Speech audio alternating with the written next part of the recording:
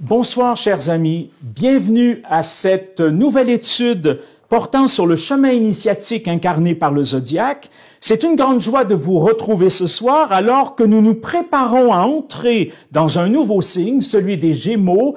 C'est quelque chose qui va se faire dans quelques jours à peine.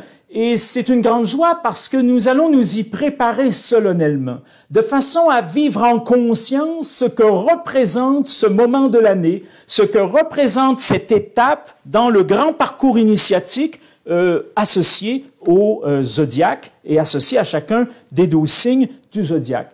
Si vous le voulez bien, ce soir, on va débuter en récapitulant les phases précédentes. Pourquoi? Pour essayer vraiment de comprendre en quoi ce zodiaque est finalement un parcours initiatique optimal. Quand je dis un parcours initiatique optimal, c'est que non seulement les signes n'apparaissent pas dans un ordre aléatoire, et que les enjeux psychologiques et spirituels qui y sont rattachés n'arrivent pas non plus dans un ordre aléatoire, mais à quelque part parce que c'est vraiment le meilleur parcours, le meilleur chemin pour vivre un processus de développement personnel et pour vivre un processus d'éveil spirituel.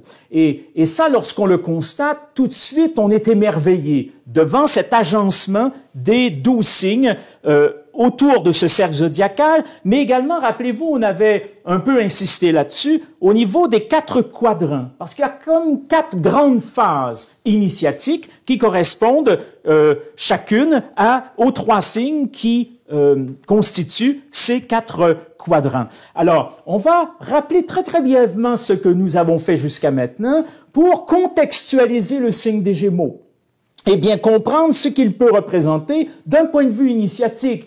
Les astrologues, parfois, diront des choses un peu différentes.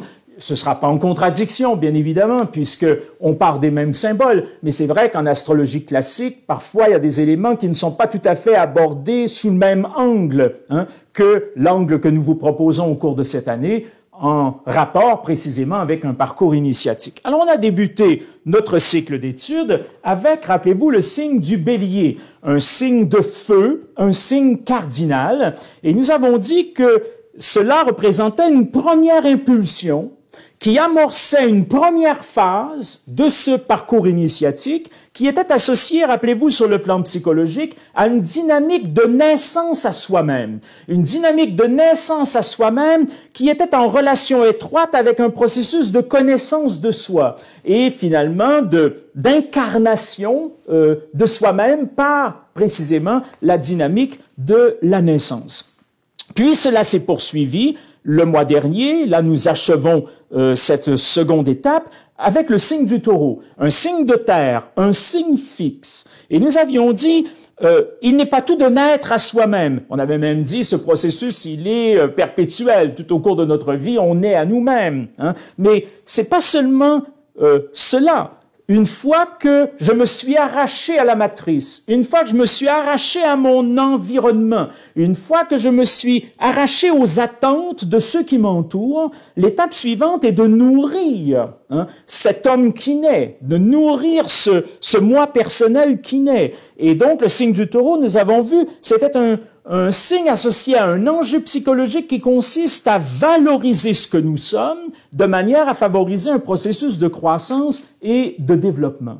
Avec le nouveau signe, nous allons parachever cette première phase. Et c'est ça qui est très important. Le signe des Gémeaux, dans un parcours initiatique, est le parachèvement de ce qui a été amorcé dans le Bélier, à savoir un processus de naissance à soi-même, ceci ayant été suivi d'un processus de valorisation, de croissance et de développement, et voilà que ça s'achève. Voilà que la personnalité, à quelque part, va atteindre une première phase de maturité avec le signe des Gémeaux, qui, vous le savez bien sûr, correspond à une expérience de gémellité. Mais qu'est-ce que cette expérience de gémellité? C'est très joyeux pour moi, la rencontre de ce soir, parce que la gémellité est un mythologème, est un symbole extrêmement complexe. Et plus c'est complexe, plus à quelque part ça nous résiste, plus la joie est grande lorsque on finit par en tirer quelque chose de pertinent pour comprendre l'enjeu du signe correspondant. Avec le Bélier, bélier avec le taureau, je dis pas qu'il y avait des évidences, mais enfin, c'était déjà un peu plus simple que la gémellité. Que représentent les jumeaux dans la tradition mythologique, dans la tradition symbolique? Là, on est dans un univers qui est beaucoup plus subtil, si l'on veut, à décrypter que l'univers du bélier et du taureau. Or, nous allons donc parachever cette première phase initiatique avec cette expérience de la gémellité. Et voilà donc un peu où se situe d'un point de vue psychologique le signe des Gémeaux. Maintenant, d'un point de vue spirituel, on a vu que ce sont les mêmes archétypes fondamentaux, mais qui vont s'exprimer sur un plan qui est tout autre. Et on avait dit pour le bélier, c'est un arrachement aux exigences et au paradigme du monde pour favoriser un processus de naissance de l'homme nouveau. Donc essentiellement, c'était ça, le bélier. Comment je peux m'arracher au paradigme de ce monde, l'avoir, le pouvoir, le valoir, comment je peux m'y arracher pour pouvoir faire en sorte qu'un homme nouveau, dont les paradigmes seront différents, puisse voir le jour, puisse naître. Mais ce n'est pas tout de faire naître l'homme nouveau. Encore faut-il le nourrir pour qu'il croisse, pour qu'il se développe. Et nous avions vu le mois dernier, on achève d'ailleurs ce travail ensemble, ce travail initiatique, que c'est dans le signe du taureau qu'on a une valorisation de cet homme nouveau. Et quelle forme cela prend? Parce que l'homme nouveau, il va s'exprimer dans tous les signes du zodiaque. Quelle est la nourriture proposée à l'homme nouveau dans sa transition par le signe du taureau? Eh bien, c'est la valorisation de la dimension sacrée. C'est le sacré qui va nourrir cet homme nouveau qui voit le jour. La première nourriture, ce ne sera pas la dernière, mais la première nourriture sera précisément cette expérience du sacré. Et on avait vu donc comment cette expérience du sacré, on pouvait la conscientiser, on pouvait l'actualiser. C'est ce que nous avons fait, la plupart d'entre nous, au cours du mois qui s'achève. Et nous arriverons à l'expérience de l'éveil spirituel en territoire Gémeaux. Et là, nous allons voir que c'est comme pour le développement personnel, comme sur un plan psychologique, il y a un certain achèvement. Il y a un certain achèvement de cette expérience spirituelle, mais c'est pas seulement l'achèvement d'une première phase, c'est la préparation de la phase suivante. Ça aussi, c'est très important. D'ailleurs, autant sur le plan psychologique que sur le plan spirituel. Tout à l'heure, vous allez voir comment l'enjeu psychologique des Gémeaux parachève la naissance de soi, amorcée avec le bélier, mais comment ça ouvre à toute une autre phase de croissance et de développement personnel qui va s'amorcer avec le signe du cancer et qui va, en quelque sorte, comporter 3 étapes dans le quadrant suivant. Sur le plan spirituel, c'est pareil. Il faut toujours avoir ça en tête. D'ailleurs, c'est parfois un peu une difficulté de bien mettre en exergue, de bien mettre en évidence comment un signe prépare le suivant et comment ce signe est appelé par le précédent. Voyez-vous? Et là, le Gémeaux, il va être l'achèvement des premiers signes, mais il va aussi ouvrir sur l'expérience différente, mais parce que à un niveau différent du processus de développement personnel et de l'éveil spirituel, mais le Gémeaux nous prépare totalement. Non seulement, c'est ce que j'essaie de vous dire, non seulement il parachève ce qui est venu avant, mais il nous prépare pleinement.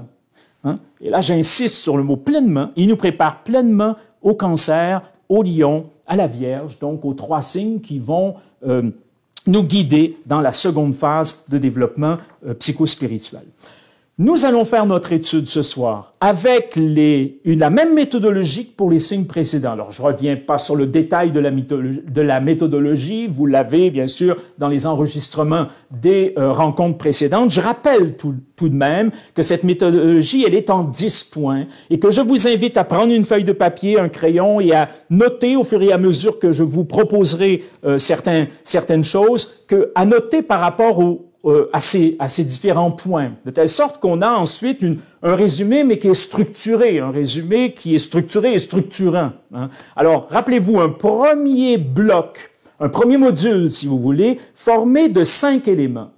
Le premier, l'énoncé synthèse. L'énoncé synthèse que l'on doit constamment conserver, garder à l'esprit, parce qu'il est la pensée semence qui va nous permettre d'explorer le symbolisme du signe. Deuxième point, l'élément associé au signe. Troisième point, le mode d'expression du signe. Je vais vite parce que vous connaissez maintenant cela. Quatrième point, le nom hébreu du signe. Cinquième point, le nom hébreu du mois correspondant. Je vous rappelle que ces 5 premiers points correspondent à nos points repères. Sans eux, on est totalement perdu, totalement paumé si l'on veut explorer le symbolisme d'un signe. En particulier, lorsque ce symbolisme est complexe comme ce soir. On a besoin de ces 5 points qui sont nos repères, c'est-à-dire ce avec quoi nous allons contextualiser notre analyse symbolique. Et le deuxième bloc, le deuxième module, comporte 3 points. Le premier, l'analyse symbolique. L'analyse symbolique qui se fait en 2 phases. Une première qui consiste à s'interroger sur qu'est-ce que représente ce mythologème que sont les jumeaux? Qu'est-ce que représente ce symbolisme des jumeaux un peu au niveau général, dans différentes cultures, de différentes manières, sous différentes facettes? Et puis ensuite, on essaie déjà de commencer à contextualiser ça en disant, oui, ça, peut-être, c'est un aspect des jumeaux, mais ça ne correspond pas à nos points repères. Ça ne correspond pas non plus à l'emplacement du signe dans le processus de développement initiatique, de développement personnel, d'éveil spirituel. Donc, en conséquence, ce ne sont pas les éléments qu'on va mettre en exergue. En revanche, il y a des éléments caractéristiques qui concernent bien notre étude du signe des Gémeaux au sein d'un parcours initiatique. Les 5 points repères nous permettent de les identifier. Et alors, rappelez-vous, pour le bélier, on avait trouvé des caractéristiques de l'animal. Pour le taureau également. Pour les jumeaux, c'est moins facile. Ce sera un peu plus abstrait, mais non moins singulier, non moins caractéristique de ce que sont les jumeaux dans le contexte du signe zodiacal perçu à travers la plénitude d'un parcours initiatique, perçu à travers un zodiaque qui est observé du point de vue initiatique. Donc, 3 points du second bloc, analyse symbolique générale, ensuite contextualisation de ça, puis les enjeux psychologiques et les enjeux spirituels. Les enjeux psychologiques et les enjeux spirituels, on ne peut pas bien les inventer, on ne peut pas bien les mettre en exergue tant qu'on n'a pas les 5 points repères et tant qu'on n'a pas exploré l'univers symbolique. L'univers symbolique, je vous le répète encore une fois, on l'a exploré d'une manière beaucoup plus vaste. Pourquoi? Pour un peu nourrir notre réflexion, pour d'une certaine façon avoir le plaisir, la joie d'explorer un symbole. Et puis après, on a fait l'effort d'en extraire des éléments caractéristiques pour nous. Ce sont ces éléments caractéristiques qui vont structurer notre invention des enjeux psychologiques et des enjeux spirituels. Vient enfin un 3e bloc, un 3e module qui correspond à quelque part, entre guillemets, à des outils, à des éléments complémentaires qui peuvent nous permettre d'expérimenter ces enjeux psychologiques et spirituels. D'abord, le maître spirituel qui pour nous correspond à l'un des 12 apôtres, puisque le Christ au centre est le soleil, et puis il rayonne dans les 12 zones du zodiaque qui vont correspondre aux 12 apôtres. Là, revenez à notre rencontre d'introduction, on a longuement développé ça. Donc, on aborde le maître spirituel. Souvent, on n'a pas beaucoup de temps pour l'aborder, mais j'essaie quand même de vous pointer quelques éléments. Puis, on a des outils que l'on connaît déjà, la légende dorée, différentes sources que l'on peut avoir sur la vie des apôtres, qui vont non seulement nourrir notre réflexion, mais nous donner des exemples concrets. Donc, on va parler du maître spirituel, bien sûr, ce soir, et ultimement de la pierre qui correspond au signe du zodiaque que nous étudions. Et ça, c'est très intéressant parce que là, vraiment, c'est un support qui peut nous accompagner dans un processus de familiarisation dans un premier temps et d'intégration dans un second temps des enjeux psychologiques et des enjeux spirituels. Alors, si on résume notre méthodologie, nous avons d'abord 5 points repères, nous avons ensuite les enjeux psychospirituels tirés du symbolisme et enfin, on a des éléments accompagnateurs qui nous permettent finalement d'explorer d'une façon peut-être encore plus concrète finalement ce que représentent les enjeux que nous sommes invités à développer en nous alors que le Soleil est en transit dans le signe correspondant.